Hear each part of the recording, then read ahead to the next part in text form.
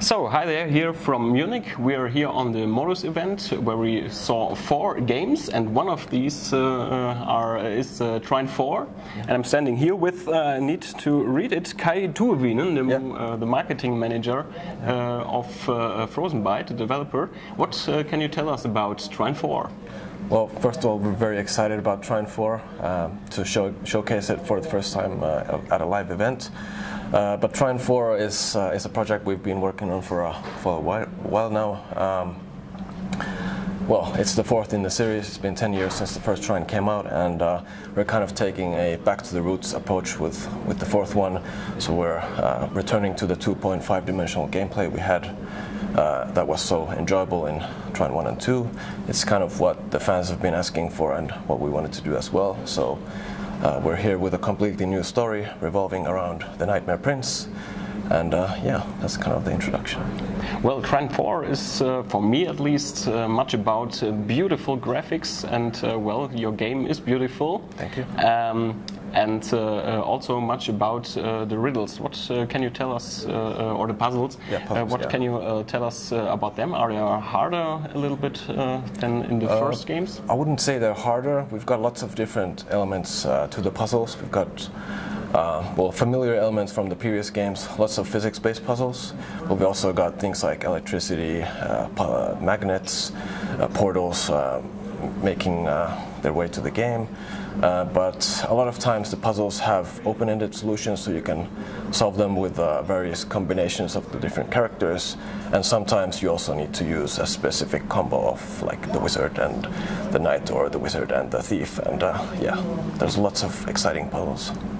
Well, you can play Trine 4 as the former games in solo or in co-op mode. Yeah. And I've always been a little bit jealous to the people who find partners for playing, because it always seems to me they had much more fun than me, although I also had fun. Yeah. What would you say? It's what did you do about, well, probably making it more fun for single players?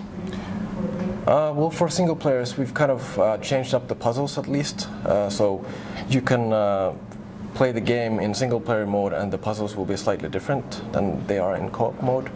And for the single player also, what kind of didn't make their appearance that much in the previous game are the more stricter solutions to some of the puzzles. So we've got more of the, like, you need to combine the wizard with the thief and not just solve everything with one character. There are 3 characters, but it's possible to play it with 4. So what does the 4th character do? So the fourth player, we wanted to have everybody on the consoles, especially to have take part in the fun. So a lot of players have 4 controls on the consoles, so we wanted to have the ability for a 4th player to join the fun. So if you play the game in unlimited mode, which is kind of allows you to play as any combination of the heroes, so you can have 4 knights or 1 of each, and then extra knight, for example. That's kind of where you can play as the 4th character. Well, there are many games also from German developers that don't have a full German localized version, but you will have one. Well, what's the reason for that? Why is that so important? Well, we've kind of felt that there is a strong following of the Trine games in all of, well, not all of the European countries, but especially in Germany and France, and well, so we had localized the game, the previous ones, to German as well, so we felt it was natural for us to continue to have full voice and text and everything in German as well. We also saw some fights in the demo, and well, it seems a little bit clicky, but you also have to use your abilities, so well, it's also kind of puzzle-like. So what would you say? It's that's the major part of the fighting system, or is it also, well, something for action-oriented gamers? Well, the games are kind of a combination of action, puzzles, and platforming, so we felt that we needed to do something to spice up the action parts. So for the fights, they're now confined to these nightmare areas where the heroes can't escape until they've defeated all the enemies in that area. When a fight occurs, it also creates these additional platforms that change up the dynamics of the scenes, and a lot of the enemies that we're introducing in Trine 4 will have some sort of tactical element and a little bit more than just button smashing. So, for example, they will be immune when the hedgehogs, for example, we saw in the demo, will be spinning, and they're immune during that one. Then some of the enemies are like more caster-like, that they protect the others by giving them immunity, so you'll have to deal with them first before you can damage the others. So we're trying to make the fights more tactical than before, and also the characters will have a lot more combat-oriented skills later on in the game, which you unlock through the skill trees. So those will be kind of cool to see in the fights as well.